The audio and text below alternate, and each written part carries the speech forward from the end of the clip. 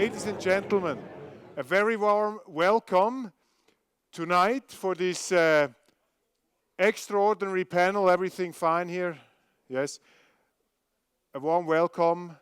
A happy new year, first of all, for everybody of you. It's great to have so many people here at the Renaissance Hotel, and we are very proud and happy that so many people are coming to discuss probably one of the most interesting topics we have at the moment, the inauguration of Donald J. Trump as American president and the American president. And we have a very interesting and distinguished panel here. I will shortly introduce them. First, to give you the evening, how it's going to work. First, I will introduce the panel to you. Second, John McLaughlin will present for about 10 minutes facts about the election of Donald Trump. And then we will start off the discussion here. And then after we start to get boring, I open up for questions to you. And please ask questions. Don't make presentations yourself. Ask questions. We try to answer them. Okay, so let me introduce the panel first. Robert Bob Lutz, please. Welcome with a warm welcome.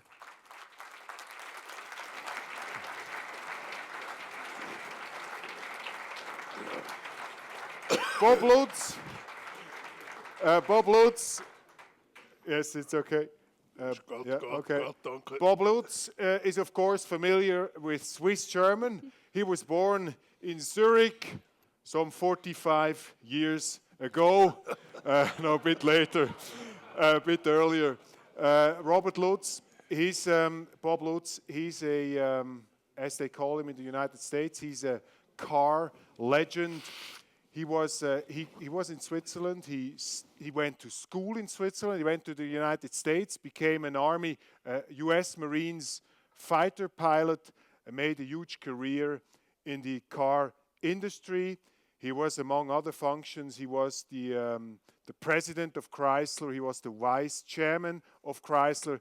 He was at the board and at the leadership of car companies such as BMW and General Motors. So he's one of the, as they say, legends of the car industry in the United States. A warm welcome to Bob Lutz.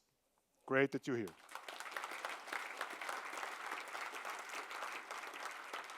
And he has been a Trump supporter. Then I come to Amy Holmes. Amy Holmes, please. Warm welcome. Please. I'm sorry. Please take this seat. Yeah, that's mine. Amy Holmes, familiar to readers of the Weltwoche, she wrote pieces for us. She's an American political analyst. She grew up in Seattle. She has a degree of Princeton University, one of the great universities in the United States. The great university. I'm sorry, apologies for that. University of Zurich isn't bad either. She has a degree of Princeton. She has made herself a name as a political analyst in many of the great networks in the United States, Fox News, CNN, etc. She was also working as a speechwriter for eminent American politicians. She's a Republican, but as you know, readers of die Weltwoche, she didn't vote for Donald Trump, and you have to explain to us why you didn't do it, because this somehow disturbs many people probably, but it's interesting to see how you explain what is wrong with Donald Trump from a Republican side.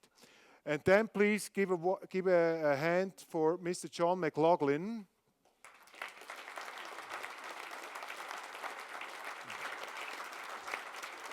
John John, please. John, just please. Yes, hi. John flew in just today from the United States. John McLaughlin is a personal friend of Donald Trump. He knows him very well. He knows him for a long time. He worked together with him even in 2011 when Trump was thinking for the first time of entering politics. And John was now, during the election, part of Donald Trump's team as a pollster. And this is the main function of John.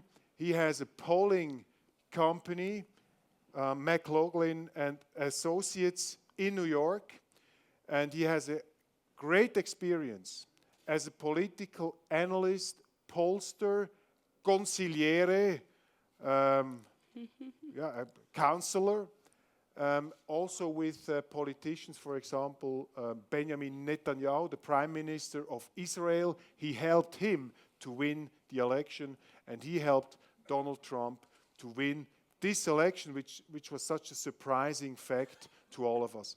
And so I would say, please, John, give us for maximum, I'll stop it here, for maximum 10 minutes, your slides, your background on this election. Warm hand and many thanks for your presentation, and then we start off.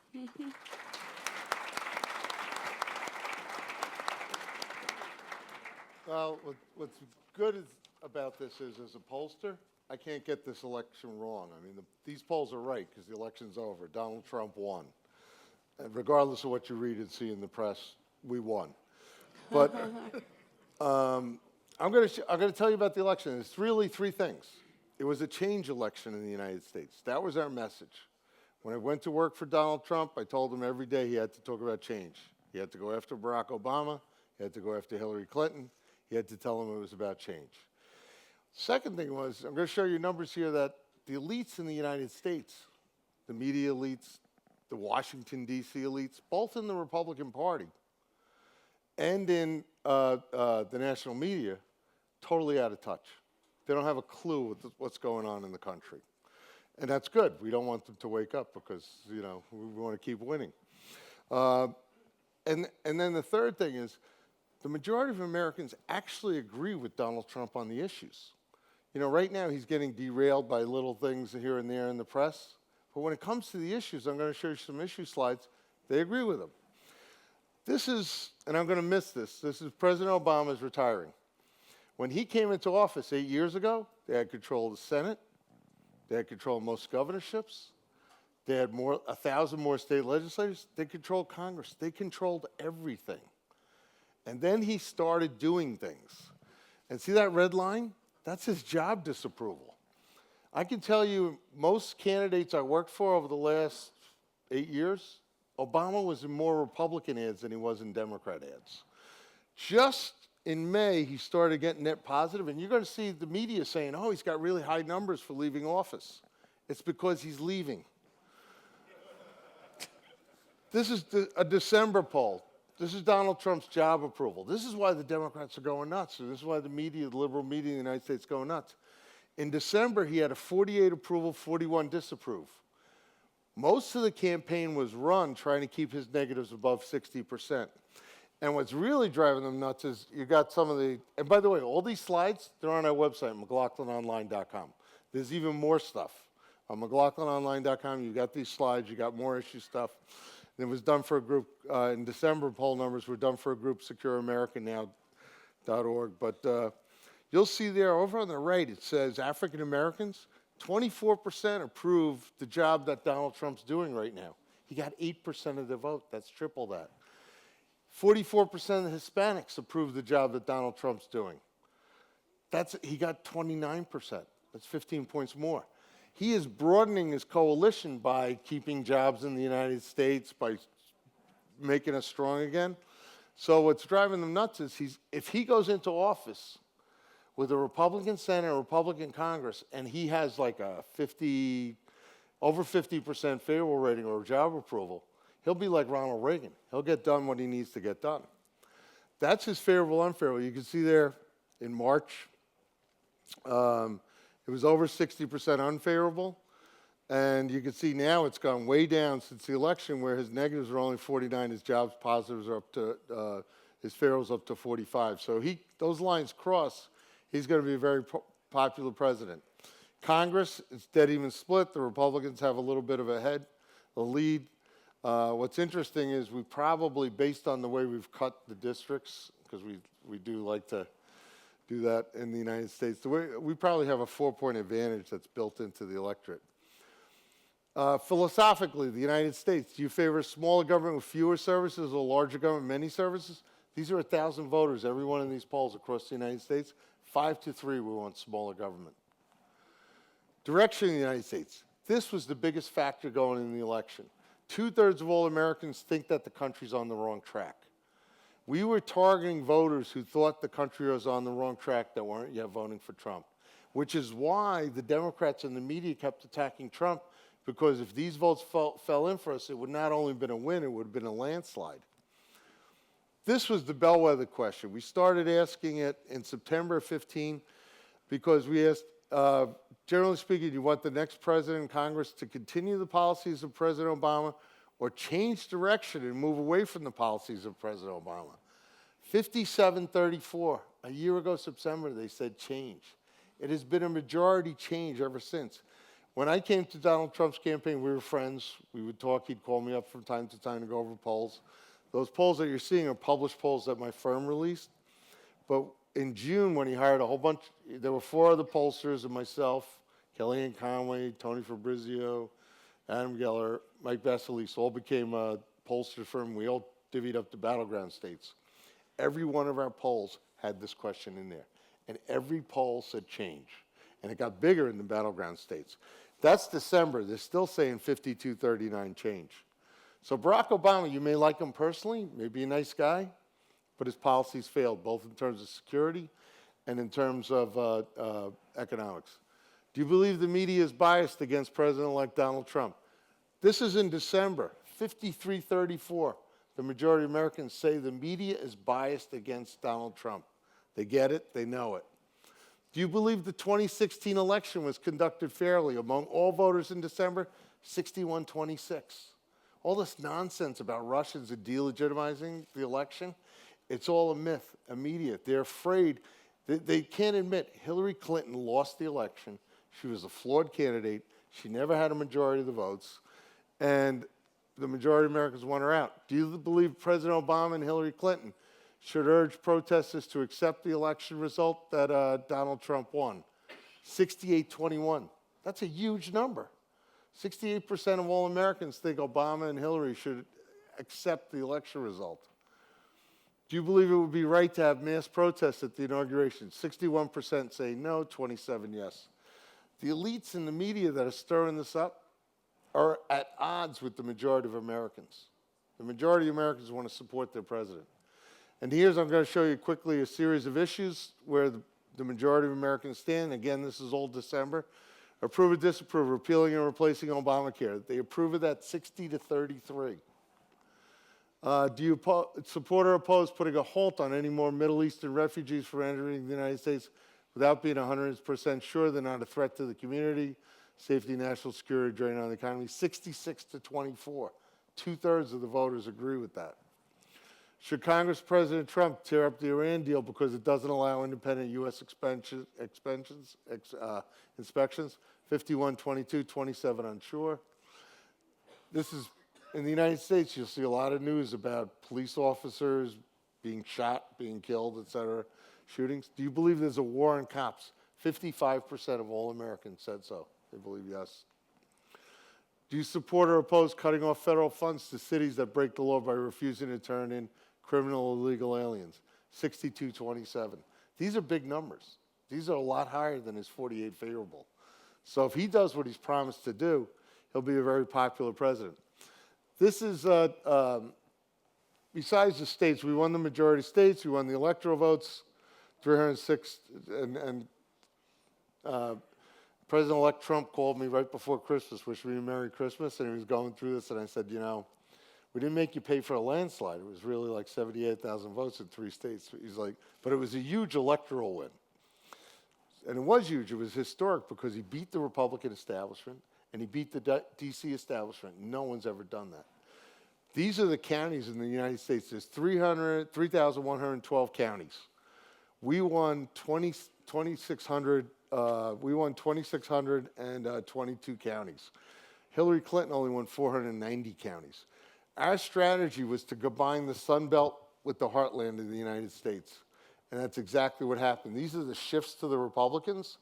Notice all the red space up around the Great Lakes and the Rust Belt. We combined the Sun Belt with the Rust Belt, and it was really a heartland coalition. And those little blue areas are the areas where she did better.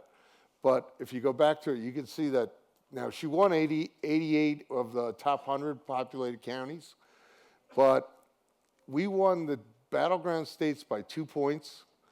And if you take out California, we won the popular vote. But that's where we really did better. And I think what's interesting is, Roger, when you and I were talking, and you were talking about certain democracies and the way things, a historical perspective on the United States, when we were talking over the weekend, I got this map together. You know what the areas that got exceptionally red, Western New York, Western Pennsylvania, Ohio, Wisconsin, Western Michigan, Minnesota, Iowa, you know what they have in common? If I were to ask what the ancestry of those voters are in the United States, German. Oh, okay. That's where by the way, anybody have relatives in America? Everybody out here? Where do they live? Oh, that's too bad. You proved me wrong. Wisconsin, right. So it's like, but that's where, I just found that was an interesting coincidence, but that's where we did best in improving our vote. Clock is ticking. The clock is ticking. I'm done. Oh, okay. We won the election. This is the last slide. Okay, thanks a lot for your presentation. Before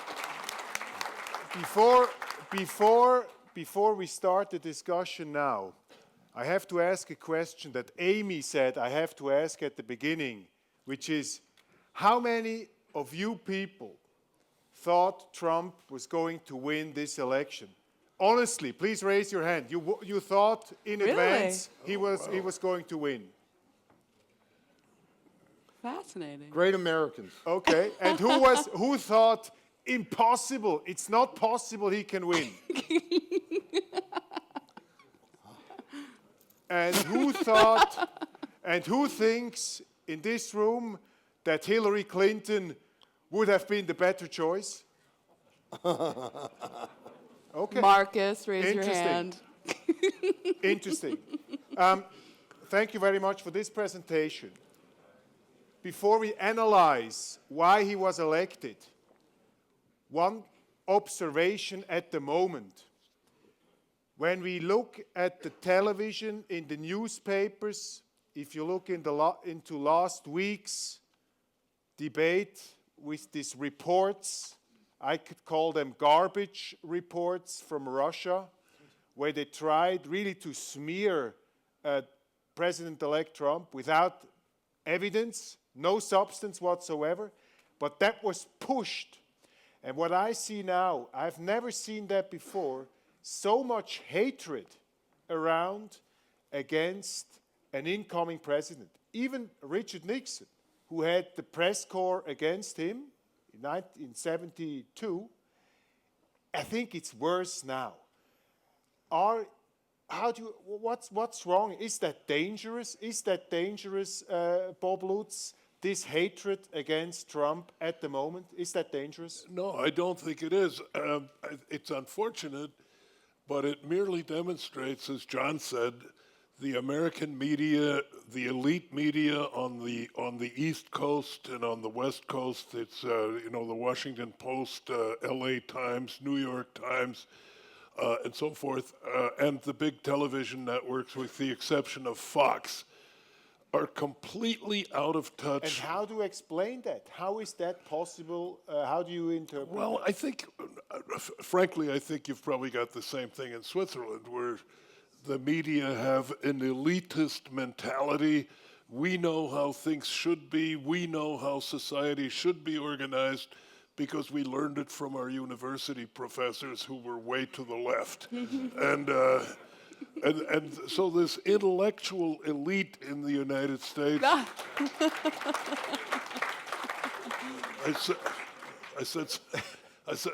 I think there's more similarities between the U.S. media and the Swiss media than. Is it? Yeah, but is it dangerous that there I is don't think so, this, because this atmosphere now? No, I don't think so, because if and John will back me up on this. America's faith and credibility in the news media is at an all-time rock bottom Absolutely. low. Okay. And the more the media attack Trump, and it happened during the Republican primaries, it happened during the election, the more they attack him, the more his support rallies. And How do you see that, Amy? I mean, Right. the point is it dangerous? I mean, is it? Listen, it's not dangerous if Meryl Streep at the Golden Globes gives a speech, okay? Nobody cares among voters. But where I do think that it's dangerous is when you have our intelligence services working against the President of the United States. He's our commander-in-chief. His number one responsibility is to protect American national security. So when you have members of the CIA leaking to the New York Times that they briefed the president and president-elect on what was supposed to be a top-secret classified briefing memo, and then give this dossier, the 35 pages of nonsense, these legs, I think that that is dangerous. We have a Democrat, well, we have a republic, we have a democratic process, the voters spoke, President Trump is going to be our next president, and I think he needs to be given the tools to be successful in that. Okay. I would also add, to be successful in that, that some heads are going to need to roll at the CIA. I think it was absolutely shameful, and they had this dossier, 35 pages, for months, as did the media, for months. And none of it was corroborated. And in fact, one point was actually debunked within a week of it being made public. What's the reason? This is dangerous. What's the reason behind it? What's the reason behind this hatred? People say, well, it's Trump. Trump used these offensive tweets. Trump is the guy who made fun of journalists, who had a very offensive language. So how he shouted into the forest, now it comes back. What's the reason for this hatred? Well, I think there are a couple of things. I mean, let's face it, Donald Trump is brash, he's boisterous, he's vulgar, he goes on the personal attack. This is not and I think he does it with a ferocity that we haven't seen really before in American politics and with his Twitter. But I also think that the media was really upset with him that he went around them, that he could reach the American people through Twitter without the approval of the New York Times and the Washington Post, et cetera, and the media didn't like that. They also didn't like him, let's face it, for a number of years because of his support of trying to push the birther issue. And there, he was trying to undermine the media's favorite politician in the world, President Obama. So I think that there was enmity there. Is it? I mean, you always see a long period of time also. Again, when Nixon came into office, there was the media were against him from the outset in '72. It was starting all the. Now it's the same thing in the United States. What does that mean? In our newspapers, the people write, that's not good, because then the president is not as strong as he could be. There is too much division, too much tension within the United States.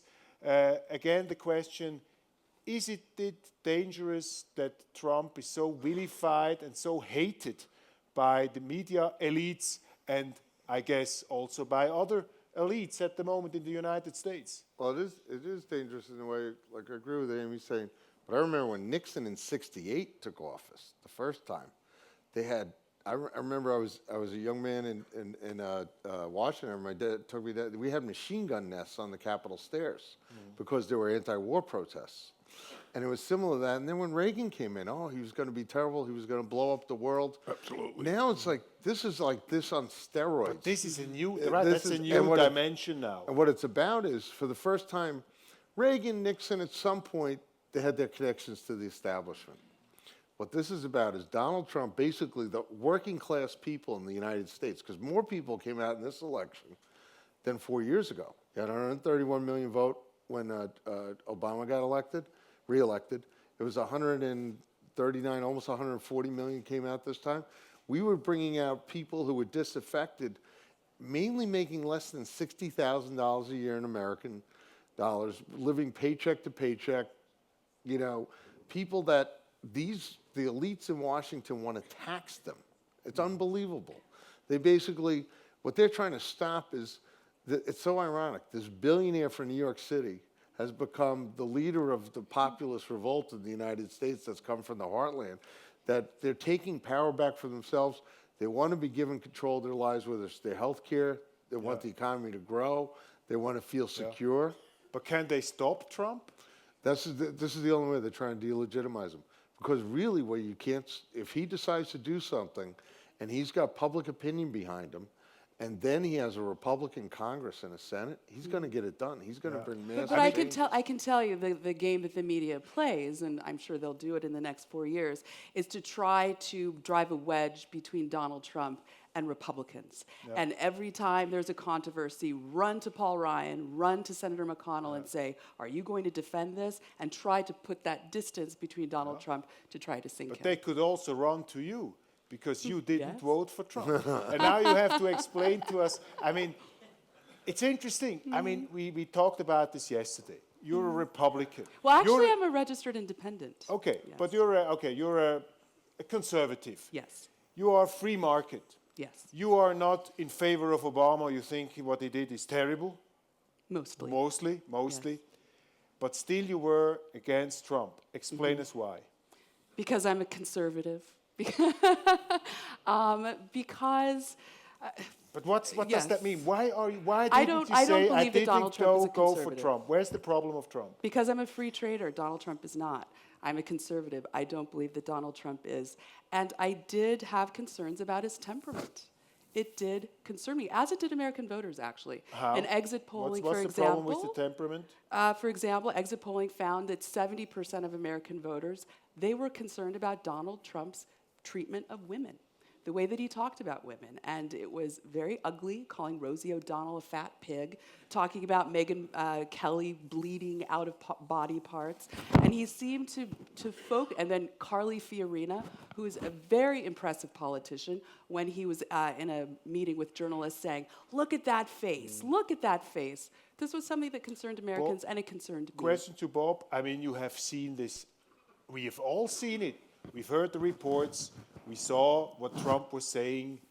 You were a decent man, perfectly dressed, you know, the epitome of decency. I tried, Why have you not been offended by what Trump said? I guess you're not against okay, it. there's many males here in the audience, and we all know that sometimes when males are together, we tend to... Locker room talk.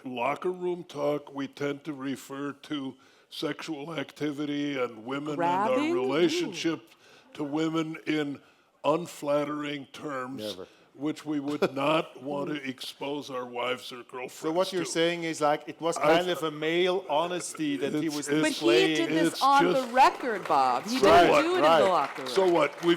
We've all said stuff on the record that we regret. For instance, I'm constantly told in the U.S. that I'm the guy who said global warming is a crock of human manure, and I never should have said that, but it happens. And I think the operative phrase here is, I think it's out of the Atlantic Monthly. Yeah. Trump, by many people, is taken literally but not seriously. But what we should do is take him seriously but not literally. He's a person who says a lot of things. He throws out ideas. But what you have to do is you have to judge him by his actions. And what was for you personally, what was the moment, the anecdote or the observation where you said, this man, I want him to be the next American president? What is for you the most striking quality?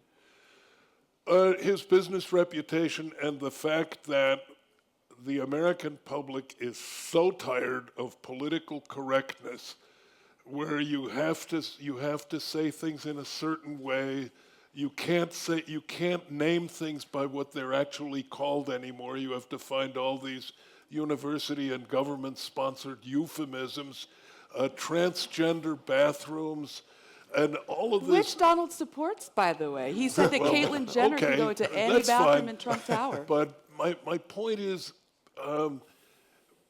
this is 60 some odd percent of people felt the country was going in the wrong direction because we're all focused on airy fluff, how to call things. Okay, but when And Donald Trump just brushed all that aside and just called things the way they are. Just he a very was short- everybody's hero. Before I go back to John, just a very short question. I mean, when you read, Bob, that President-elect Trump sits on top of his golden Trump Tower, and then there goes the restaurant critic of Harper's Bazaar, goes into the Trump grill, has a piece of Trump meat, and writes then, what a bad restaurant, so bad, to quote Donald Trump, so bad, this restaurant, you can't eat the food, the people are not friendly, it's much too expensive, and he writes that in a newspaper, in a magazine, and Donald Trump, in the middle of the night, twitters from his headquarters, he twitters, what a shabby, what a bad journalist Harper's Bazaar is that. If you hear something like that, don't you think that there is not just some slight problem with Donald Trump's temperament? I think, Or could there be anything like that? We go to you, Bob. I think we would all be happy if he showed more restraint and thought a little more, but these are all... That's not the issue, to actually. me, these are harmless excesses on the part of a man who has a lot of power. I mean, you know him probably best on this panel, John. I mean, you work for him. Now, give us the real Donald Trump. What kind of man is he? What kind of person is he? We don't, even if you say something critical about him, we won't tell Donald. It will stay here in this in You'll this get a room. tweet. But tell us how he really is. Please explain to us. You know what's really interesting? I've known him for years, and he's polite. He doesn't drink. Because his older brother passed away from drinking too much, and he's very polite. He's reasonable. He gives you his word. He's results oriented. As Bob said, he's a business person. But what's interesting is he gives us what we want. And it's like years ago when we used to write ads for Ronald Reagan, you'd send him a script, he would endorse your candidate, one take, boom, they sent you the TV ad, you'd put it up. He was made to speak on TV. But things changed. Later on, I got to work for this person in California, became governor, Arnold Schwarzenegger.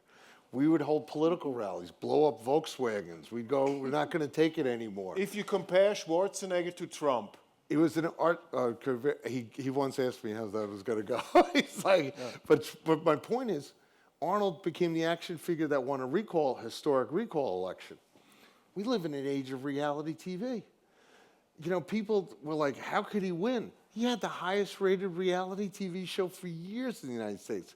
And that theater, the guy you saw on TV, you know, that was him doing a TV that could show. be scary too. But what's really, what the media is nuts about is Donald Trump has 17 million Facebook followers. What I say is, you know how someone's on Facebook in the United States? They're at work. Mm-hmm. And you have like 70% of all Americans are on Facebook. And they're on Facebook an average of 2 hours a day. It's a 50-year-old woman, 300 friends. You tell them something, you get out to everybody. Twitter, he's got 16 million followers. Yeah, but again, this is too much statistics for me. Right, I can't follow the numbers. I mean, he's considered to be this narcissistic super ego, this heartless guy who will sell his grandmother for the next big deal. Please tell us again your personal experience with him. What kind of man is he? He's the type of person, he does a lot of charity work. And he also, but he is a PR genius. I mean, he's done this himself. He's created a multi-billion-dollar empire. empire. Can you criticize him in a meeting? Can you say, Mr. Trump, with all due respect, that's bullshit what you're saying here? Is that possible? I've told him that we've had disagreements, and sometimes he goes along with the good advice. Sometimes he'll find somebody else that agrees with him. And I'll say, why did you call them? He said, well, it's because they agreed with him. And I'm like, now we're going down in the polls. We got to fix it. So what was the most difficult period during the campaign? And what was your observation there? I think when these grabbing these videos his came out, polling numbers tanked after that. that was a difficult moment. I tell you, have you seen how he coped with that? Yeah. How he went around with it? Was it Jared Kushner, his son-in-law, who motivated him? Was it his wife? Did you have to motivate him? How did you get out of this hole? I tell you, there were two. I want to give you a difficult point for him. I saw him the day before Wisconsin, the primaries, and he asked me what was going to happen. I said, "You're going to lose." And he said, "Well, this poll has me ahead." I said, "They're wrong." And that was in Milwaukee, and the next day I get a call at 5 o'clock. He lost Wisconsin. He attacked a very popular Republican governor and a Republican machine. The guy's beating the unions. They've spent $100 million. And he decided to go into Wisconsin and attack this guy. It was bad advice. Like, you shouldn't have attacked him. So he calls me the next day, 5 o'clock, can you meet? The next day I go down with him. We decide, because now the nomination's on the line. And he'd been getting a good run. He hadn't lost. That was a difficult moment where we had to restructure the campaign, make sure he won New York with a blowout, and won the Northeast, and then made sure that we beat Mike Pence. And a lot of the people who came into the campaign later were helping Cruz in Indiana. We had to make sure we win that. There are people in Switzerland who know Donald Trump, who told me, and they're reasonable people, smart people, and they said he never wanted to become president. He was surprised himself that he had such a great support. Is that complete rubbish, this theory? No, he went into 5 years ago when we wrote a plan for him. Spent a month writing it, and there were certain things, he had certain questions at the time, and he says, he said that NBC had offered him $10 million an episode instead of $5 million to do Celebrity Apprentice. And I'm like, well, if you don't want to run against Obama, take the money. But, which is what he did. But he really postponed it. So he's serious. He's a serious man. This time he was serious. When he went in this time, he was playing to win. That's why when you gave me, at the end of the campaign, when that Bush tape came out, he was playing, it was a mistake. He was playing to win. But we were asking, at that point, all our surveys, we were asking a question, what's more important in deciding you vote for president? Donald Trump's temperament, because that was the Hillary Clinton narrative, or Hillary Clinton's corruption. No. And it switched, and it was her corruption. And they've corrupted the FBI, the CIA, Department of Justice, the IRS, and her and Bill got rich off of the American taxpayers. So. Bob, I'll get right back to you, Amy. But Bob, one challenging question to you. I mean, you are a lifelong automobile executive. Donald Trump went to automobile executives in Michigan. He gathered them, and he told these automobile officials, whenever you build a plant in Mexico and think that you can build cheap cars down there and re-import them into the United States, don't do this calculation with me. I'm against it. I will never allow you to do this. Now, I imagine you in this building as the president of Chrysler, this guy with the blonde hair coming and telling you, don't you ever think about putting a plant there where probably the costs are lower, the regulation is better, there are better workers probably. I mean, you would have told Donald Trump, could you please leave that building, Mr. Trump? I will not have a politician telling me how to run my business. I mean, that's the point you made. I mean, how can you say yes to Trump, who wants to be the super CEO of all American companies now? Well, I don't think he does, and I think it's his usual negotiating style, where he throws out an impossible goal, like, build a wall between the U.S. and Mexico. And then later during the negotiation and the give and take process, he moderates his position and achieves something that he would not otherwise have gotten. Okay, but substantially. is there a truth in, would you say Trump is right when he's telling American car companies not to put their production plants into Mexico? You think that's good? No, he misunderstands the trade problem. And he needs to understand that the fact that we have a network of production, which includes Canada and includes Mexico and includes the United States, and parts and automobiles flow freely. And frankly, the U.S. has a positive balance of trade with Mexico, automotive, and a positive balance with Canada. So this is just another one of these things where philosophically he's correct. We want more manufacturing jobs in the United States. He identifies Mexico as it's the wrong enemy. Yeah. The real opponent are Korea, Japan, which import masses of automobiles to the United States, and their markets are close to ours.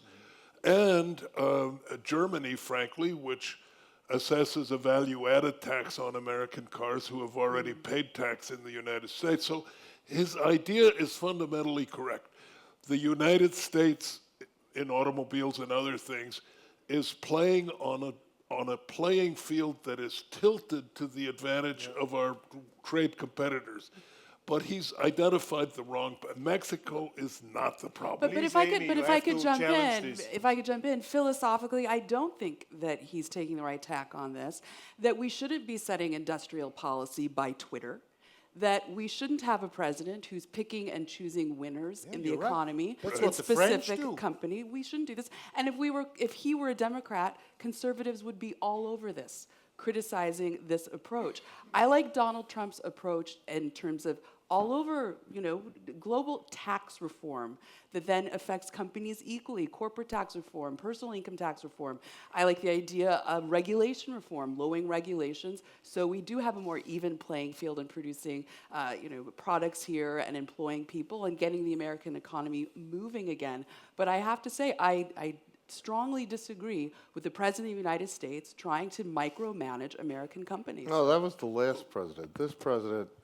Which we oppose. We oppose the cylinder subsidies. And by the way, the majority of Americans do follow Twitter, and they'd rather listen to something in 140 characters than long speeches. But to tell you, right? It's like, but I'll tell you that what's being hidden in that plan is the American corporate tax rate is 35%. Exactly. That's the problem.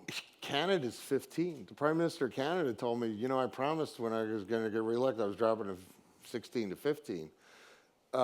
Mexico doesn't have one. They have a VAT on us. Ireland's 12, UK's 17. I mean, Trump's plan that's going to succeed. But John, again, Trump, he's a guy who did business all his life. He's a businessman. Right. Are you telling us that it's really possible to tell BMW car company, if you send your cars in from Mexico, whatever, we put a 35% tax on that? That would be a protectionist policy of the United States? Or is that a misunderstanding? Is that like a case of what Bob said, you have to take him seriously but not literally? Is he going to implement these kind of taxes, these kind of protectionist measures to protect American industrial workers? Is he going to do that? I think you just recently interviewed Steve Forbes. He wrote a column last week about, and it's not from Trump, it's coming out of the House Republicans because they have to, they're root canal Republicans. They want to pay for tax cuts that they give instead of having economic growth. Trump has a really good economic growth plan that was put together by Steve Moore and Larry Kudlow, some other sharp economists, where we're going to lower our tax rates, but at the same time, we're going to depend upon growth and get the economy moving again, get a lot of regulations gone, which is the biggest opportunity to strengthen America going, is to grow our economy. We've had a 1-2% GDP the last 8 years. But the bad part is, he's gonna say, if you tax our products, like Bob was saying, we can't get into Japan. No.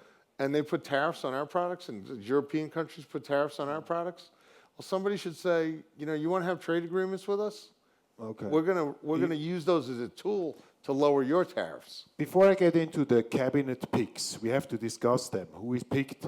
Amy, a short question, just to a little different thing here. I mean, what must Trump do in order to win your support? I mean, you have the biggest questions concerning his temperament, concerning his politics. What must Trump do to win your approval, to win your trust? Well, he's already started with his cabinet picks. That was a very happy development, particularly for conservatives. And I'm sure, John, you've seen the Weekly Standard, National Review, other conservative outlets have been applauding Donald Trump for this. So I appreciate that, and I appreciate that he's listening. That he's listening to his advisor who say, you know, this is a great person to put in charge. Betsy DeVos, who he chose to be education secretary, she's for education reform, school choice. These are all things that I support. What's, according to you, the most interesting pick of Donald Trump? And what does it tell us about him? I just really like this Mad Dog Mattis guy. I think he's really great for the Pentagon. I like that a lot. Why? Because he's a very serious person. The warrior poet. The warrior poet. The weirdly warrior philosopher. Unmarried. I don't understand that. But I also like that apparently Mad Dog Mattis told President-elect Trump that waterboarding doesn't work. And President-elect said, okay, I'll listen to you. Fine. Okay, I'll go along with that. Again, which I think speaks well of Donald Trump, that he is listening to experts, giving him their expert advice. So I like that. What else is Donald Trump doing? I like the way that he's working with Paul Ryan and Mitch McConnell on Capitol Hill to try to put together this agenda.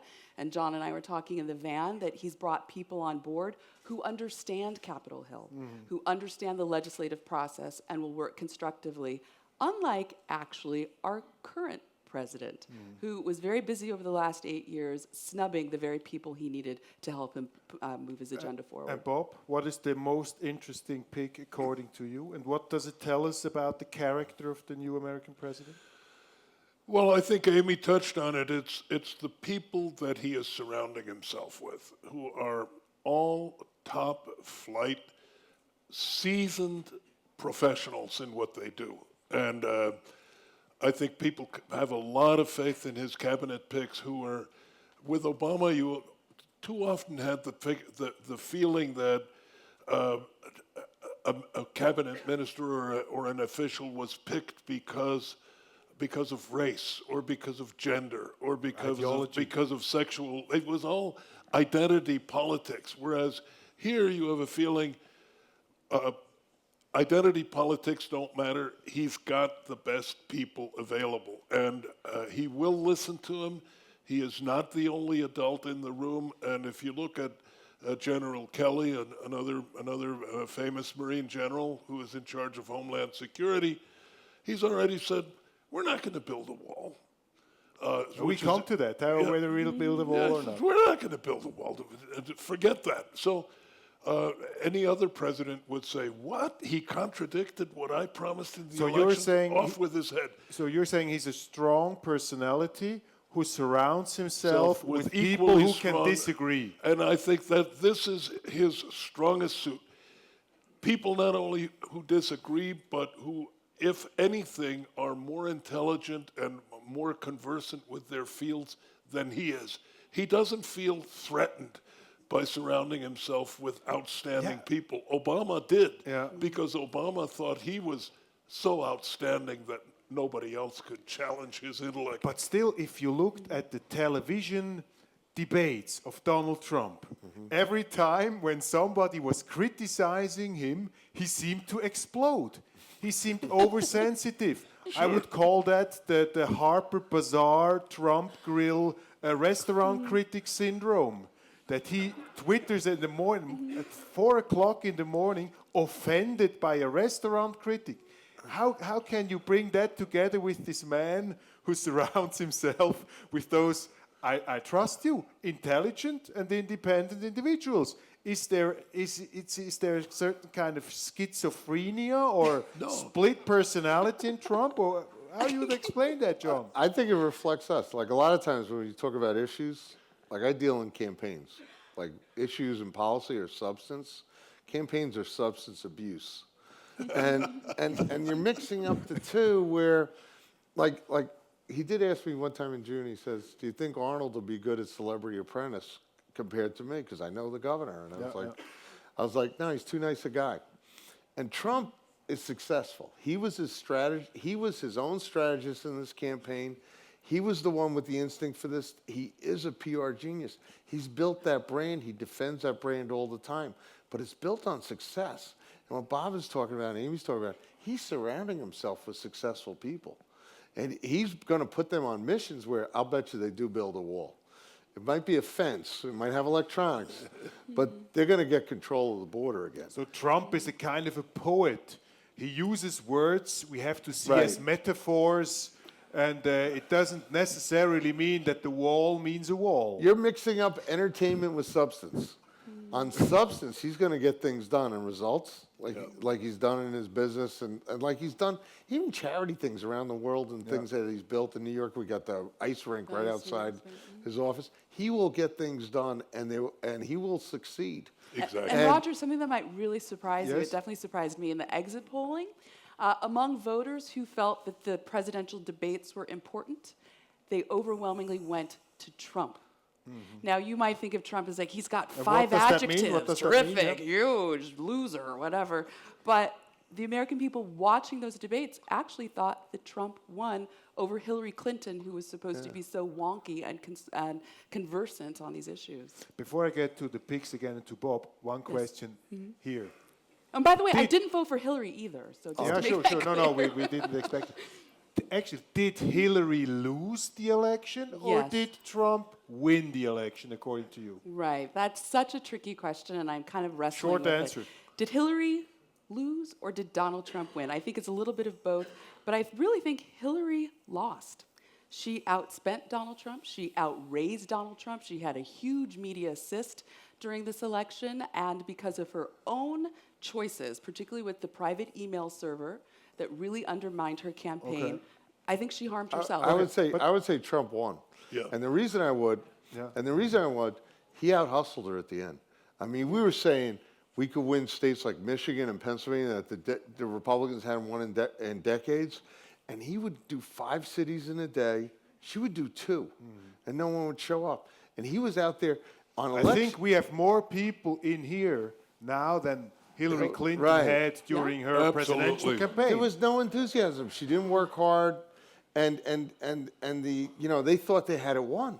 No. We were telling him on election day he was doing stuff. So you think also Trump won, right? I think Trump won because, as John said earlier, over 60% of Americans polled thought the country is on the headed wrong in track. the wrong direction. And with Hillary, she was promising more of the same. Same, okay. More, and that's one of the great lines he used. He says, "You've been doing that for the last 30 years. Where are the results?" Okay, we got that. I just want to bring that short in. But now the question, which of his picks, of his management picks, makes you most confident? Which do you think is the most interesting guy he put into the government now? Well, first of all, I don't know them all. So I have to kind of qualify my opinion, but I am greatly impressed by Mad Dog Mattis, who is one of the finest generals that the Marine Corps has ever produced, and an intellectual warrior who will set his own policy. Of course, he'll take orders from Donald Trump, but not necessarily. He'll push back. He's a very strong person. I'm greatly impressed by him. And what do his picks tell us already about the direction of his government? What is there the most striking observation? What is for you, if you see his picks, you see Donald Trump, what kind of... One word, they're professionals. They're not politicians. They're not show business figures. They're not necessarily well known. They're pragmatic. They are pragmatic professionals who will help Trump get the job done. And all of this focus on, did he criticize a restaurant critic? Did he behave badly towards CNN and so forth? Yes, but it's irrelevant. It's That's irrelevant, a right. sideshow. That's what interesting, what right. is important is what is his central direction? Which way is he leading the troops? How is he leading his cabinet? How he will rally Is the he right, American Amy? public? Is he right? Is it going to be a government of pragmatics or pragmaticists? Is it going to be a pragmatic government? I mean, that's what it looks like. And as I said, I think that's very heartening.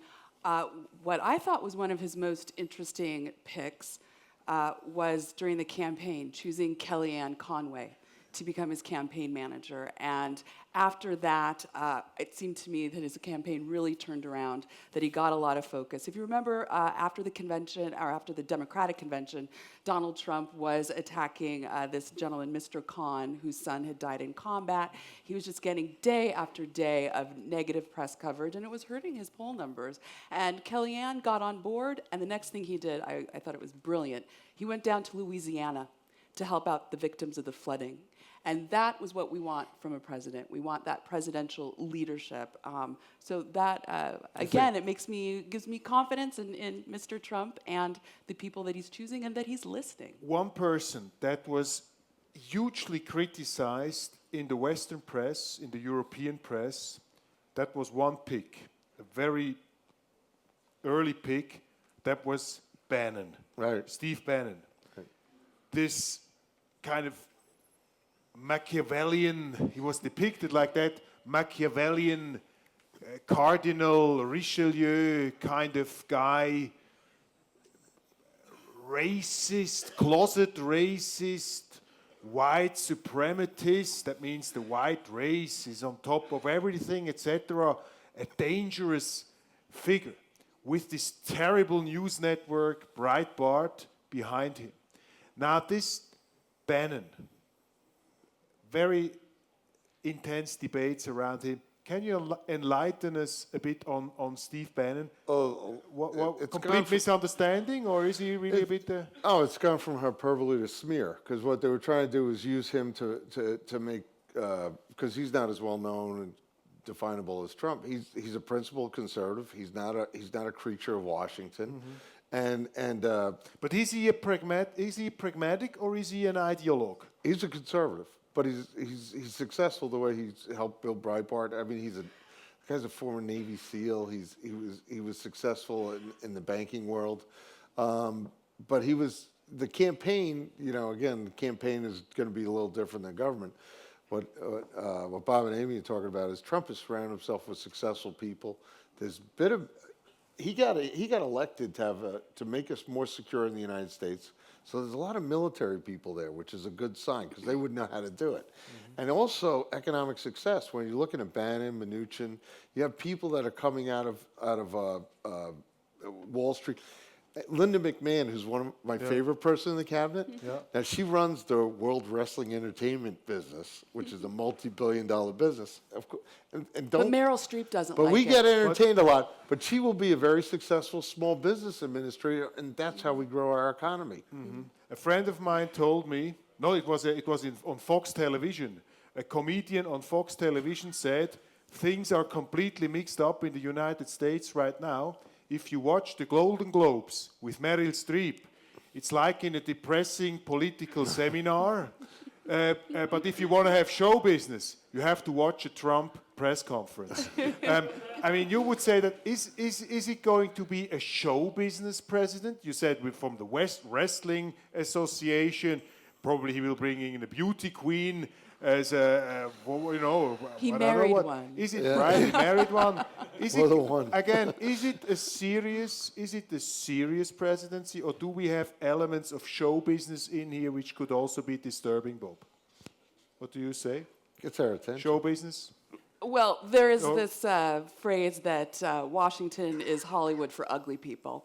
So there's always been show business in politics. But I do want to get back to the Twitter issue. Yes. And Donald Trump tweeting about these very petty things. There's not that much time in the day, and certainly not that much time in a president's schedule. I don't want him wasting his time on those kinds of things. And also in politics, politics is about the people, the polis. And when he tweeted about John Lewis, the congressman from Georgia, who had said, Donald Trump is an illegitimate president. He's not my president. I'm not going to go to the inauguration. I thought that was wrong of Congressman Lewis, and I think he should be there. But I also didn't think Donald Trump needed to tweet about it. And he certainly didn't need to say that John Lewis, who was beaten up by cops when he was leading the civil rights movement, that he's all talk. Now, I worked for Bill Frist when he was Senate Majority Leader, and he went down to Selma with John Lewis. John Lewis takes this congressional delegation every year to remind us and show us the progress we're making, the progress we still need to make. I would like for Donald Trump to respect that and maybe even go on the trip with Congressman I think Lewis. as we were coming on board here, he was meeting with Dr. King's son today. Let's go into. I'm not saying that it's a race thing. I think it's a leadership thing. Sorry to interrupt. Let's go into some specific political fields which are interesting. First, you mentioned it, Bob, the wall. Yeah. Migration. Immigration. Immigration. I mean, what's going to happen there? Is he going to build a wall? Or if not, what does it mean for the immigration policy of the United States? What do you expect? In my judgment, we have the same resentment against too many immigrants that European feels vis-a-vis the Islamic invasion of Europe, and all European politicians are under pressure to do something about uncontrolled immigration. Immigration from Mexico will not be stopped, but it will be controlled, because what we now have is a predominantly illegal, which we're no longer allowed under Obama. We're no longer allowed to say illegal immigrants. We had to say undocumented. So this is political correctness. This is part of the frustration. Is these people are clearly in the United States illegally, and you're not allowed to say it. Out of 33 million illegal Mexicans, there are 3 million who have been tried and convicted of serious crimes. These are bad people. He's going to throw those out.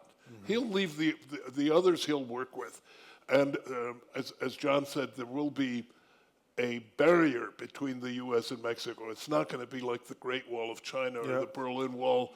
It'll probably be virtual. It'll be electronic. It'll have sensors. Because a physical wall, they could fly drones over it anyway. But isn't it just populism to come up as a candidate and say, I'll build a wall, which gives the impression I really have severe measures, and at the end it's not like that. You're taking him literally, and you shouldn't take him literally. He says a lot of things, and he'll continue to say a lot of things. But the important thing to Americans is he will do something to control immigration. He will get the bad people out, and he will prevent other bad people from coming in. Sounds reasonable, Yeah, Amy. I mean, you should applaud that. That's conservative, classical conservative. Immigration, yes, but not uncontrolled immigration. Correct. We have a problem at the border. So you're also a Trump supporter in that respect. You are also for the wall. I'm a supporter of American law. We have immigration laws. And you think the those wall is a laws good are idea? The being wall is a good broken. idea? I think in certain sections that it is a good idea. We've seen it built south of San Diego, and it's been effective. And actually, Jeff Sessions, the president's pick for Attorney General, this is one of his big issues, and he points out the humanitarian, the cost of lives of people who are crossing across desert in the southern portion of America and dying. The coyotes that leave them trapped in vans to suffocate to death.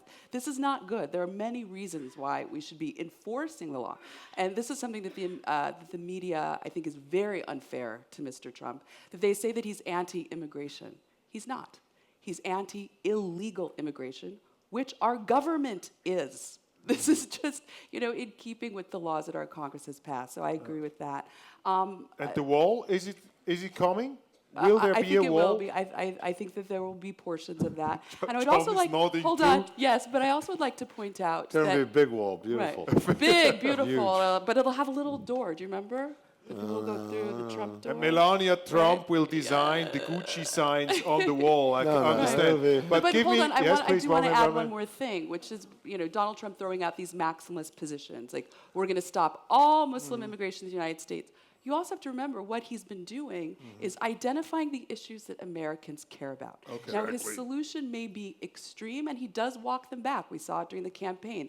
But when the other side's not talking about it, he is. Perfect. Thanks, John. Was immigration, illegal immigration, Islamic threat? I mean, excuse me, the Americans, they have just a small percentage of so-called Syrian refugees. Right. We got them all here as a consequence, by the way, of the American policy in North Africa. Mr. I think Obama, you can thank thank you very Angela much. Merkel for that. And also, I even have to say myself, thanks to President George W. Bush, the world has been, enriched by ISIS. We can say that. I mean, Donald Trump does also criticize that.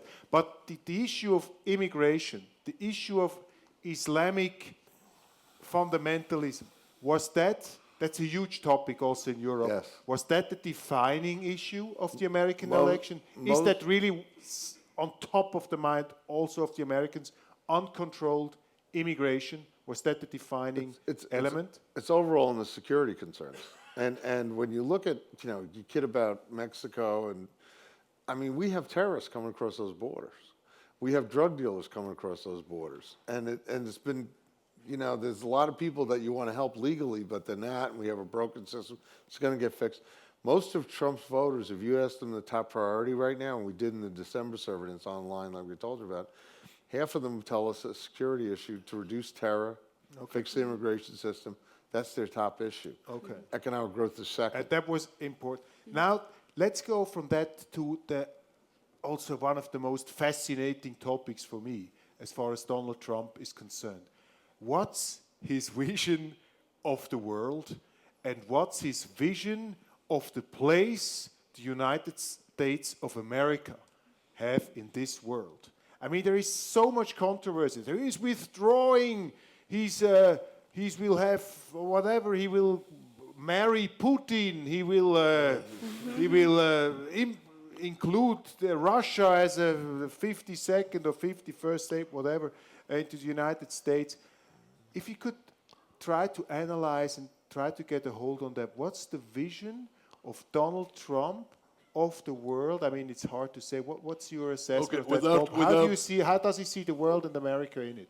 Without going into detail on whether there's a rapprochement with Putin or anything like that, there might be. Frankly, I don't see what harm that would do, as long as we make sure that America's security interests are protected in the meantime.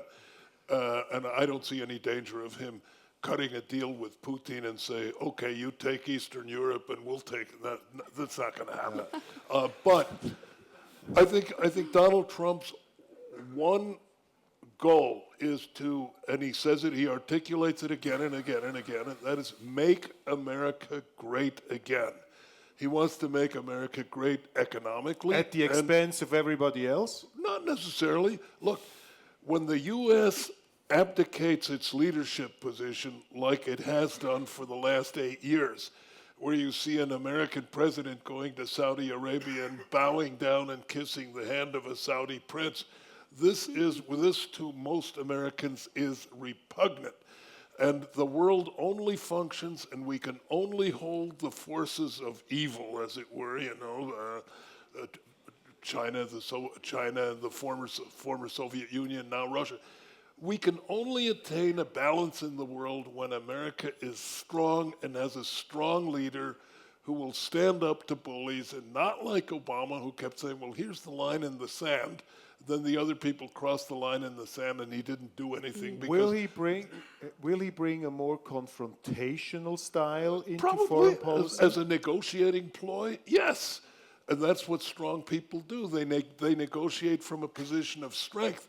That doesn't mean he's going to start a war, but just a Twitter war. There's the old saying: you can't make an omelet without breaking eggs. Yeah.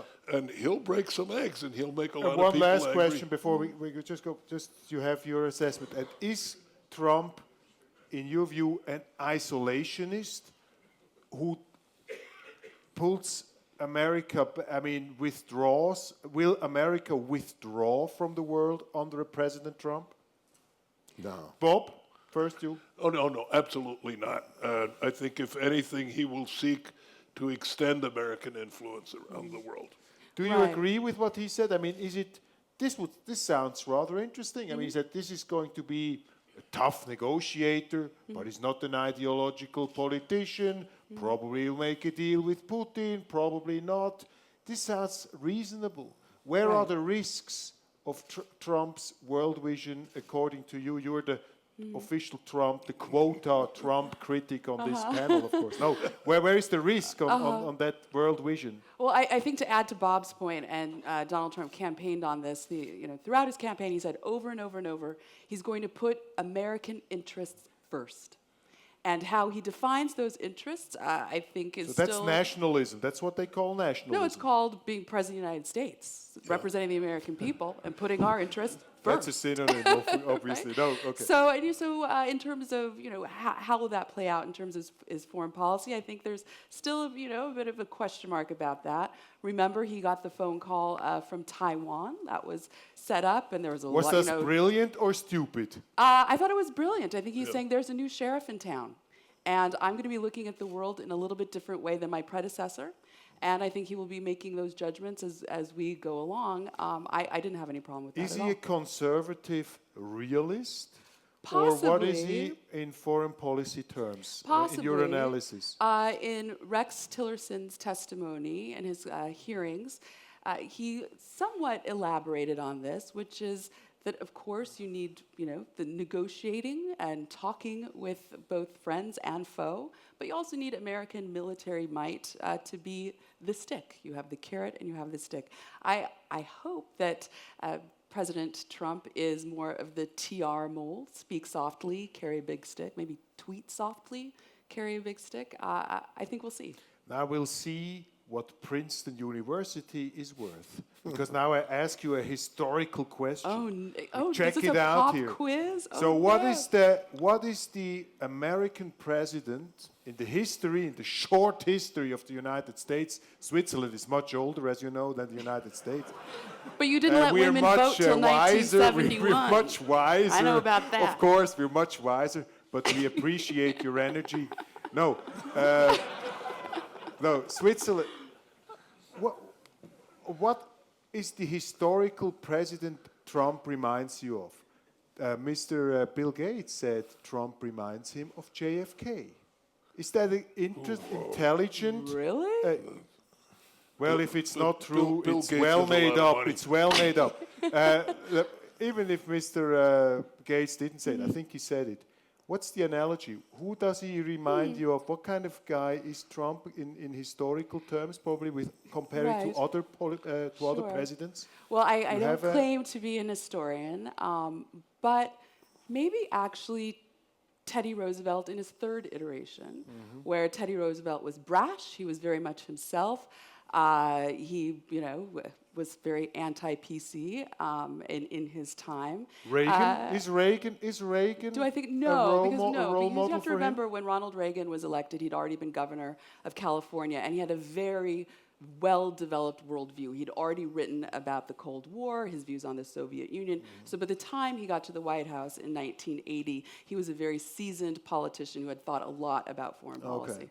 And John, again, I mean, what is discussed now is like, if I just bring up some of the comments we read recently, they say, okay, Trump says NATO is obsolete, we don't need it. Europe, dying continent, Germany, I have some respect for Miss Merkel, but it's catastrophic what she decided. The Germans, forget them. Brexit, great respect for the English. What do you make of this? Is this Donald Trump looking down on Europe? No, I think what he's a realist, and what he is the bad part is what we're looking at right now in the world is he's inheriting a really bad situation, both in terms. I mean, when you look at the world and you say, the guy in the lunatic over North Korea has nuclear weapons and he's testing them off missiles. We've been fortunate that he can't hit the barn door right now, but at some point when he gets it right, Japan and us got a problem. And China's not keeping control of him, so he's a realist when it comes to China. And that's their vassal state over there, and he's not got control of that. And you've got situations where, yes, he's going to meet with Putin, and guess what they're going to talk about? Nuclear weapons. And hopefully they come to an agreement. And when you said the terrorism, the amount, I mean, those of us in America, when you grow up in a post-9/11 world, and I can name cops and firemen who were friends and neighbors who died, and we have, and you're living in this world, and they just dislike us because we're Americans. But what does it mean? What does a presidency Trump? I mean, you know him in locker room talk, probably not about women, but about politics. It would be interesting to hear his locker room talk on politics and statesmen and presidents all over the world, what he thinks of them. But the interesting topic is, what do we have to expect in Europe? What does it mean? Does it mean, okay, now the Americans take their troops out, we have to spend more on military, we have to get used to that we have to fight our wars, whatever they might be, ourselves? Is there going to be a certain estrangement between Europe and the United States? A growing distance? No, I think what's going to happen? You got to look at it. We're in the 21st century with 20th century institutions.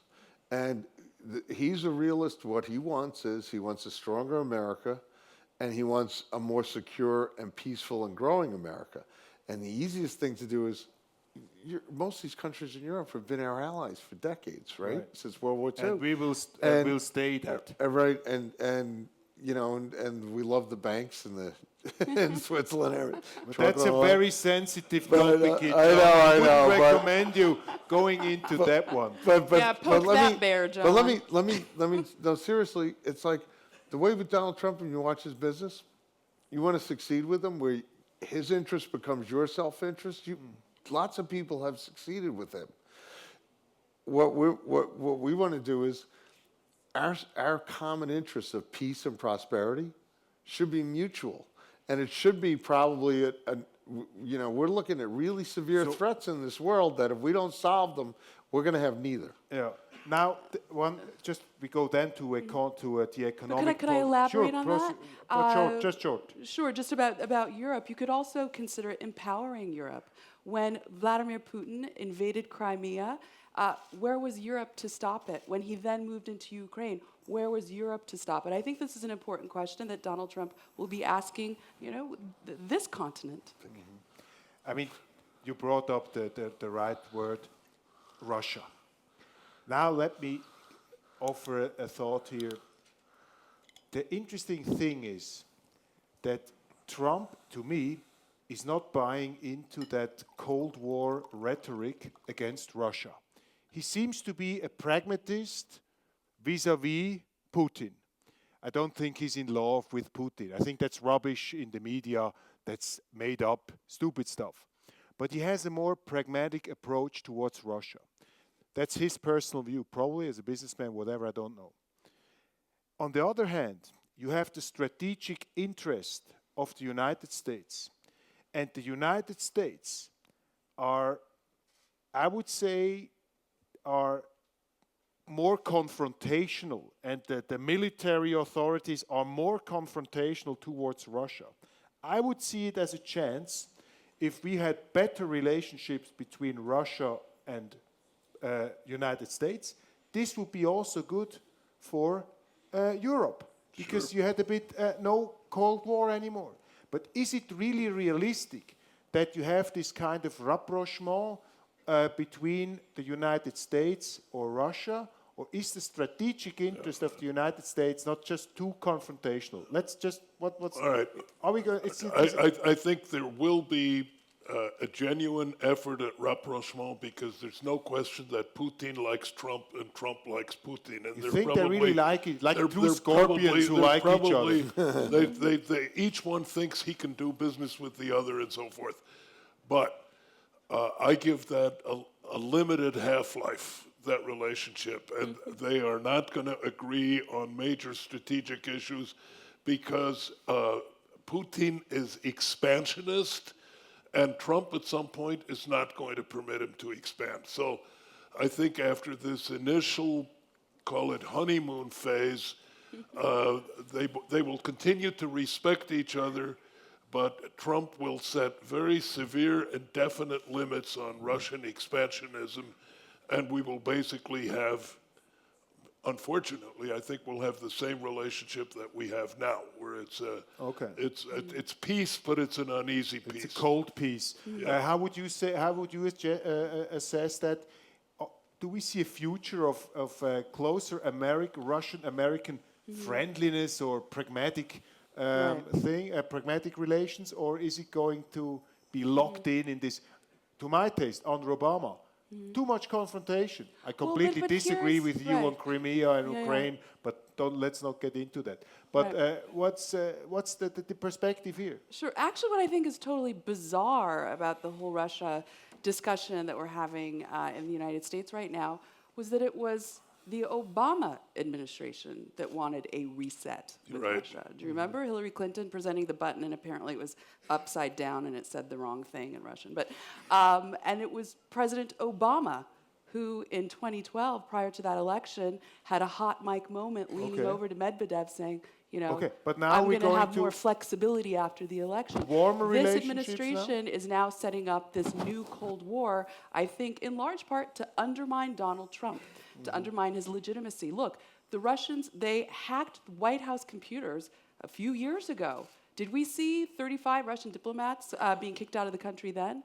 No, we only see it now, I think, to try to put Donald Trump in a box and delegitimize his election. Okay, but now the future, just very short assessment. I'd like to see them work on the threat of Islamic jihad. I think that that's a point of commonality where you could get a lot of good work done. And John, your last point on that issue, I mean, it would be a great thing if the United States and Russia got along quite well. You don't have to agree on everything, you don't have to marry, you fall in love, but positive relations. What's so wrong with that? No, it would be good if we could live peacefully and grow economically, because I would think their economy would want to grow and we want our economy to grow. The problem is if you get into this expansionist thing, I mean, you know, the problem with President Obama is, as Bob said, he drew a line in Syria, and guess what? The Russians decided, you know who they bombed? They bombed the people that Obama was arming, and not ISIS. So it's like, yeah. I mean, with Trump, I wouldn't cross Donald Trump.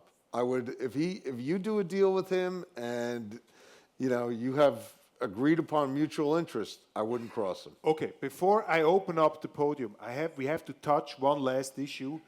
We do it very quickly because we have people here like Hans-Ulrich Bigler. He's the president of our Gewerbeverband is a business association, one of the most important business associations here. There are many business people in here. We have to talk a bit about the business perspectives with the President Trump.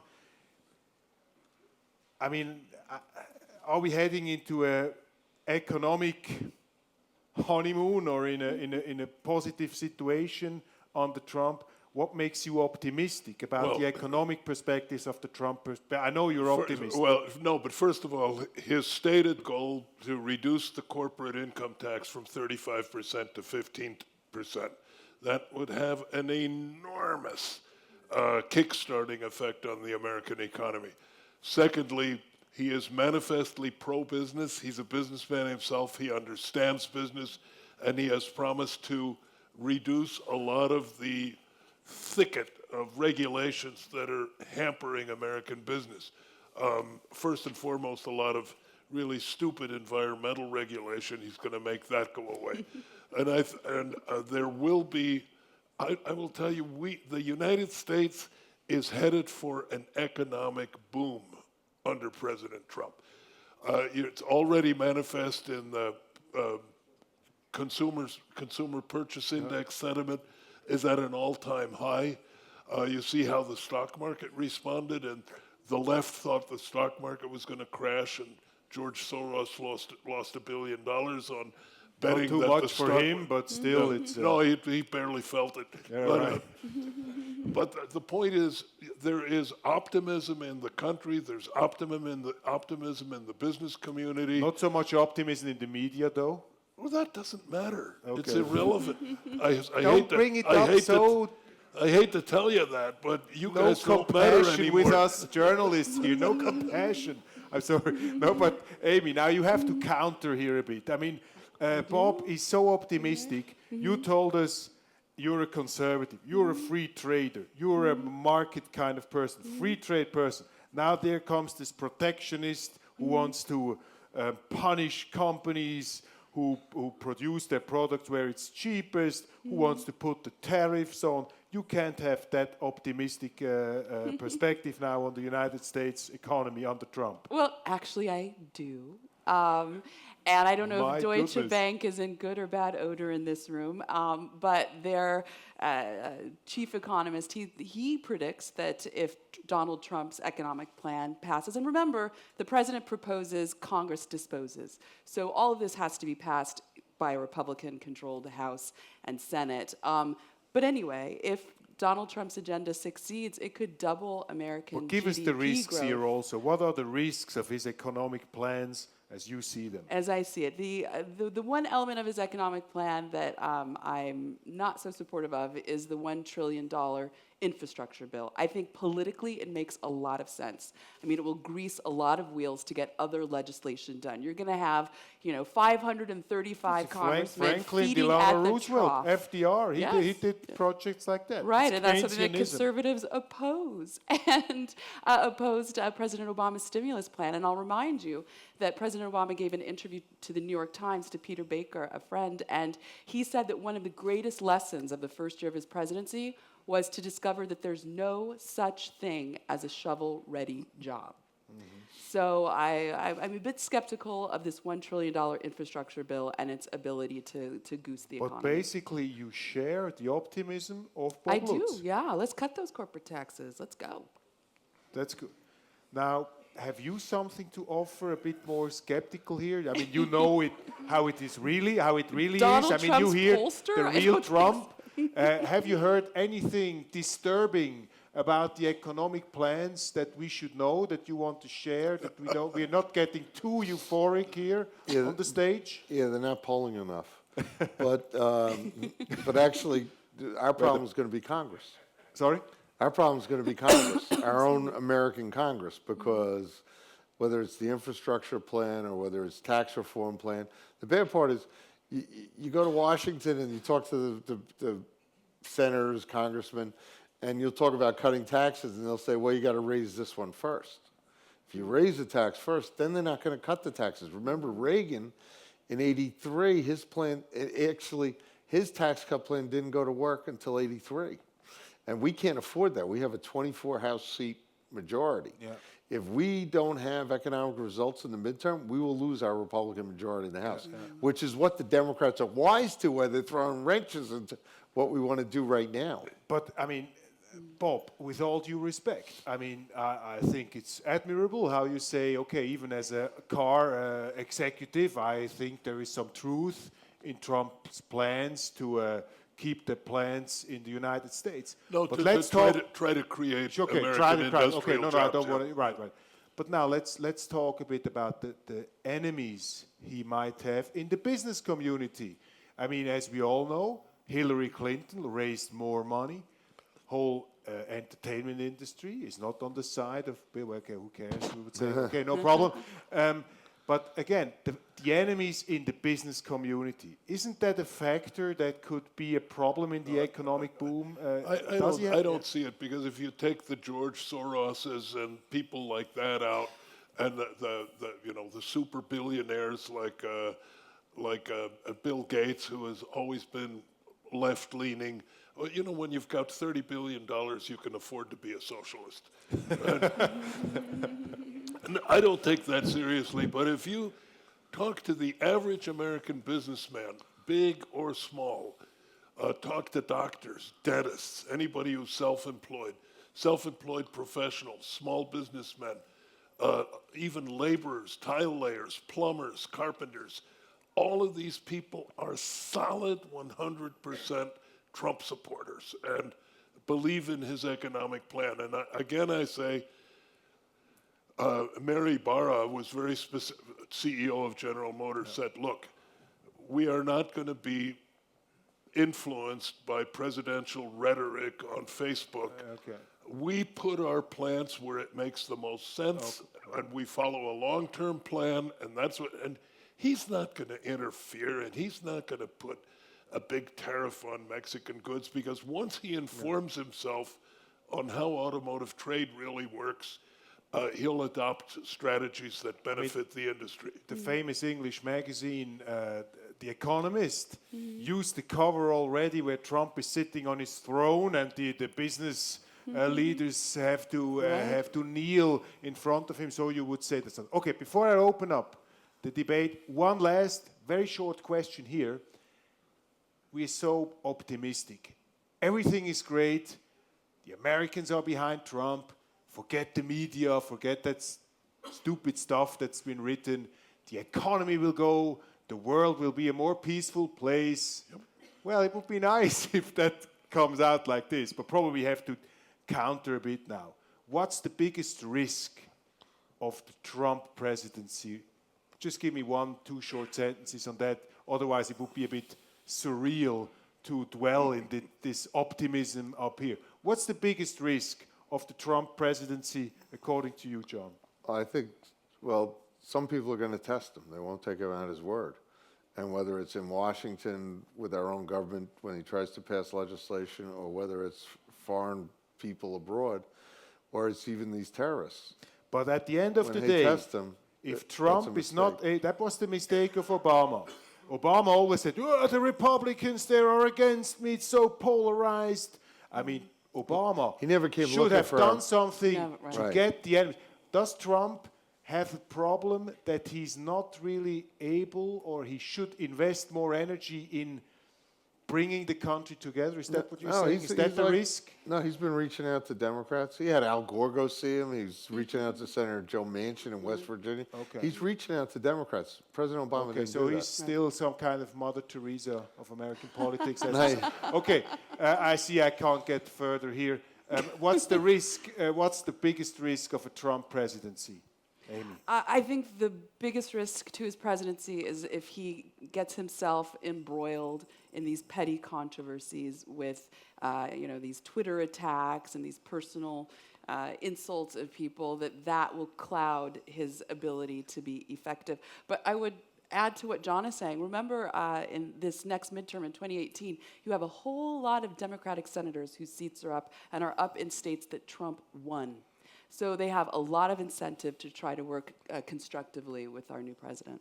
Okay, and what's according to you, the biggest risk? I think some policy that he adopts could, while it looks good on paper and looks promising, but it could have negative consequences. For instance, if he really does adopt anti-trade legislation and adopts tariffs, which then would also be countered by other countries on American goods, et cetera, that, if you believe in the theory of free trade, which I subscribe to wholeheartedly, but it's got to be fair.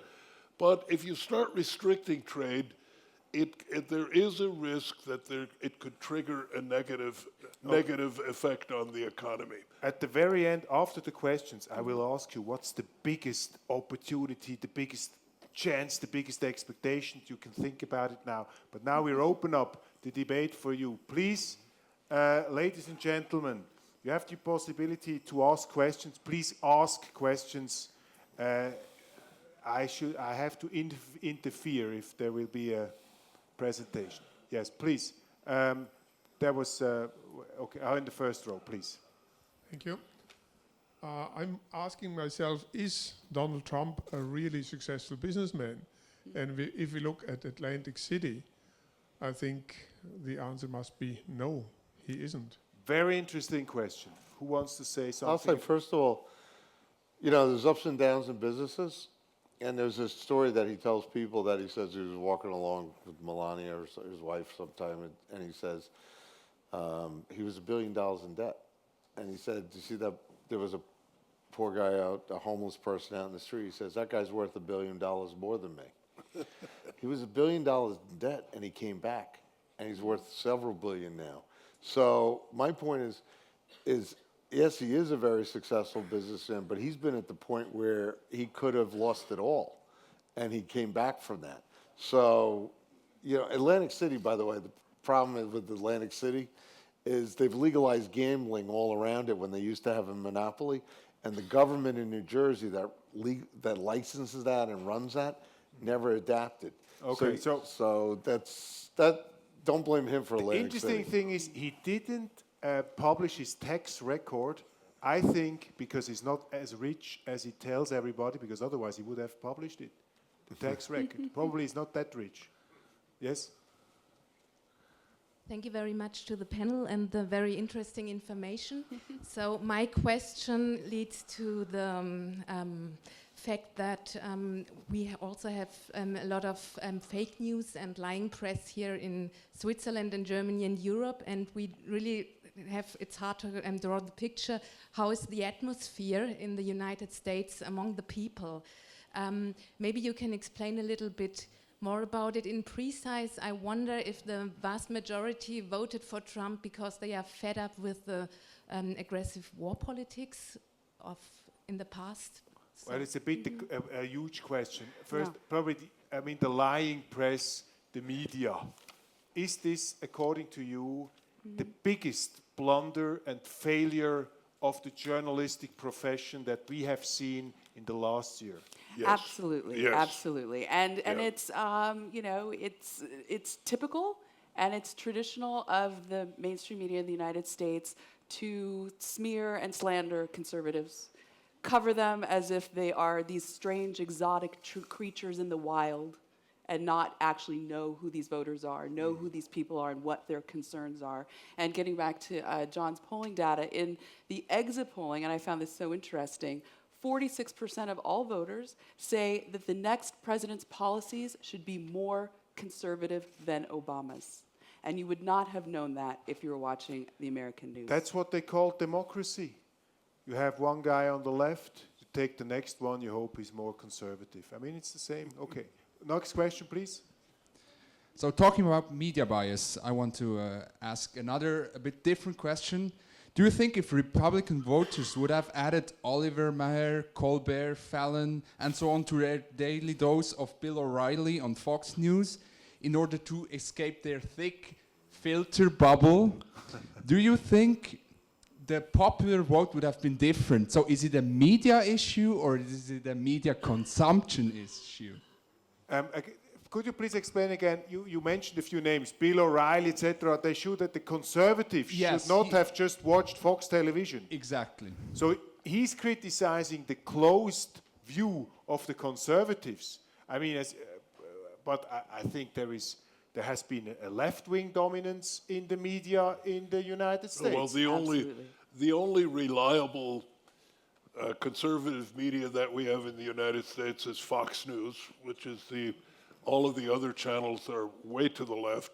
And we have like one newspaper, which is called the Washington Times, which not very many people read. But the Wall Street Journal is... the editorial page. not The Wall reporting. Street Journal, I would say, is reliably centrist, somewhat to the right, but is at least still an honest publication.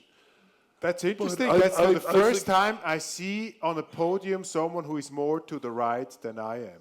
That's interesting, because I think the Wall Street Journal is rather right. That's because I'm much older than you Yeah, are. probably, yeah. No, but But tell everybody, they finally somehow Köppel was not more the most on But the can right. I follow up with this with the media I bias? am always right, but not always to the right. Roger, Sorry.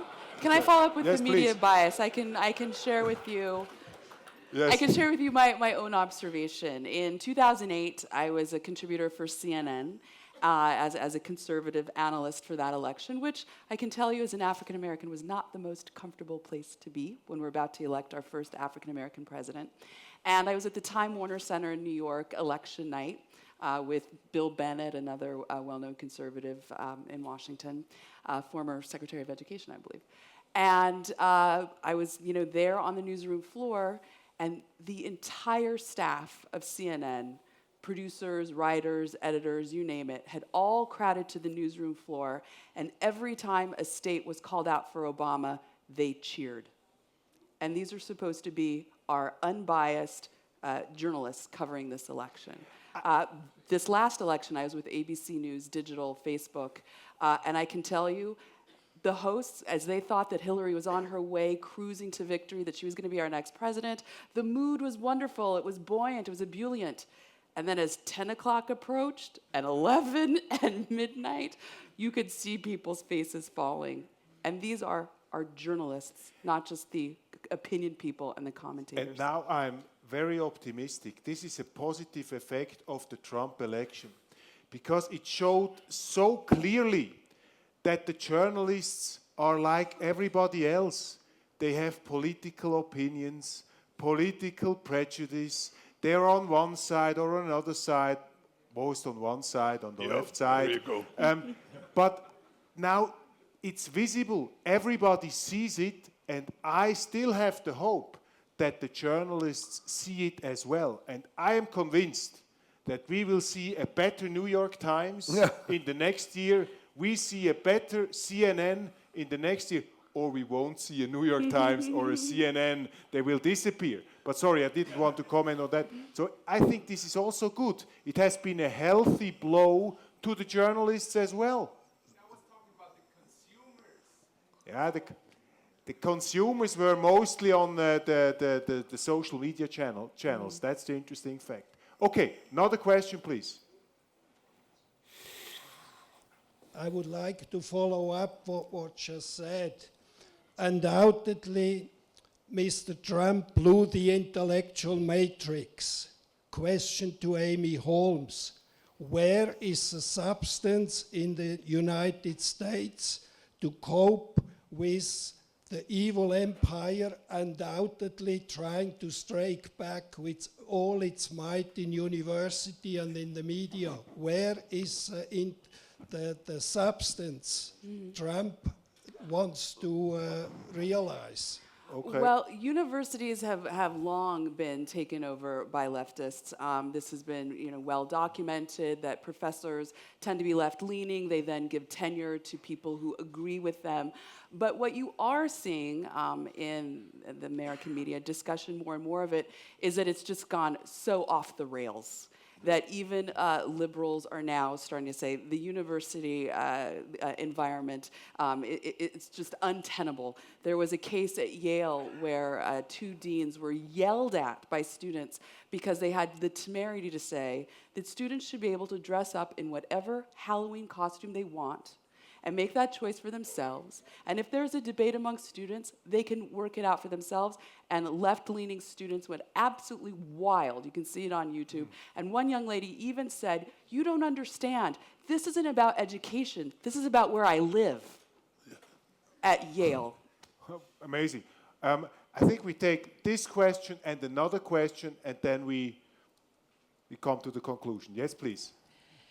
Thank you for a great panel. Mr. McLaughlin, I was particularly impressed at you telling us that 70% of Americans are on Facebook. Right. And I'm beginning to realize that this election had a lot to do, the result of the election, with people being on Facebook. And I also understand now why Merkel is trying to curb the possibilities on Facebook to assure her re-election. My question to you is, I'm hoping we can take Donald Trump literally in every possible way when he's saying he's going to move the embassy to Jerusalem. Are we sure about that, or will there be voices that are going to convince him of something else? What's your opinion? I would take him at his word.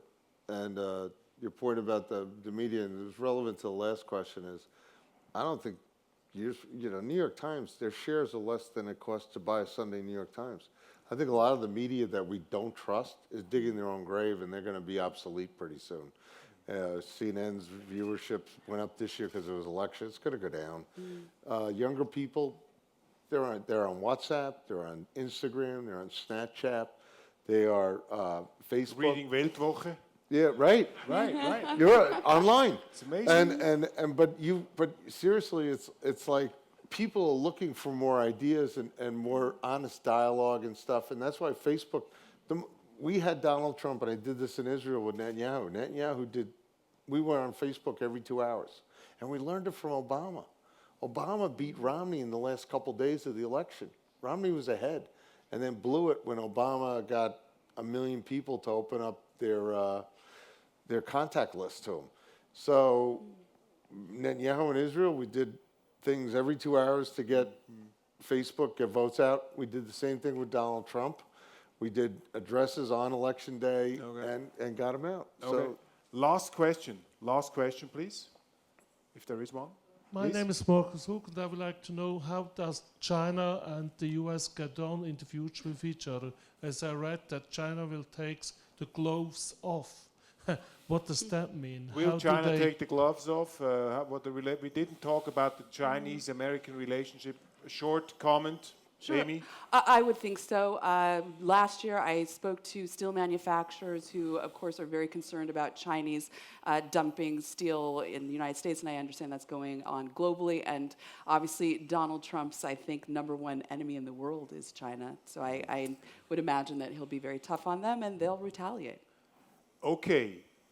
Thank you very much for your questions. I will now ask one very last question myself to the podium. Please answer it also quick, in short sentences. What makes you most optimistic about the Trump election, about his inauguration? What's the greatest thing about it? John? I think the great thing is America, he ran on optimism and American exceptionalism. And when Reagan did the same thing in the 80s in the world benefited to the point where we grew our economy and we won the Cold War. And freedom expanded around the world. And we were all safer and better and the economies were good. Donald Trump has the opportunity, when he takes off our self-imposed restrictions and regulations, fixes our own growth system.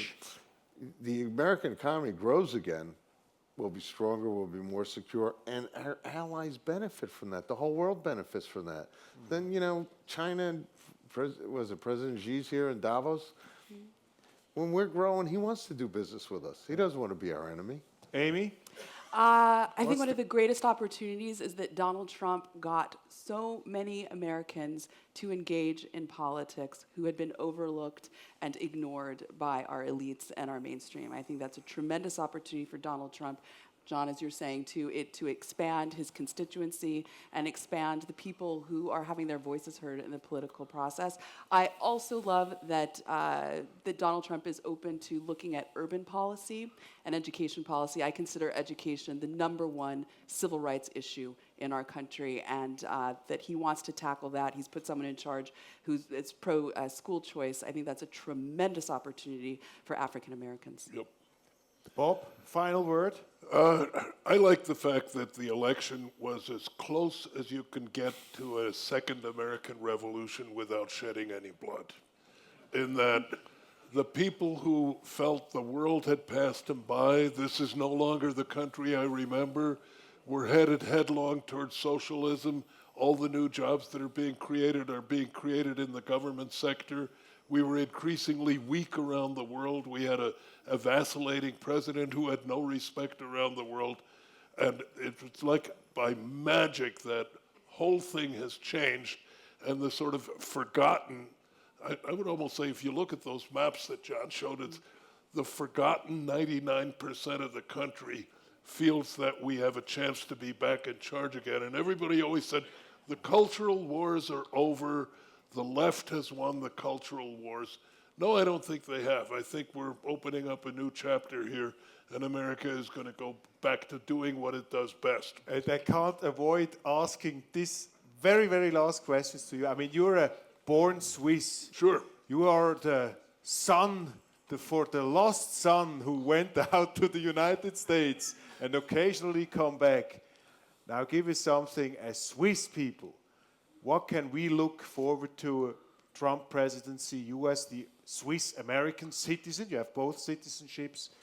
What can you tell us, Swiss people? What can you tell Switzerland?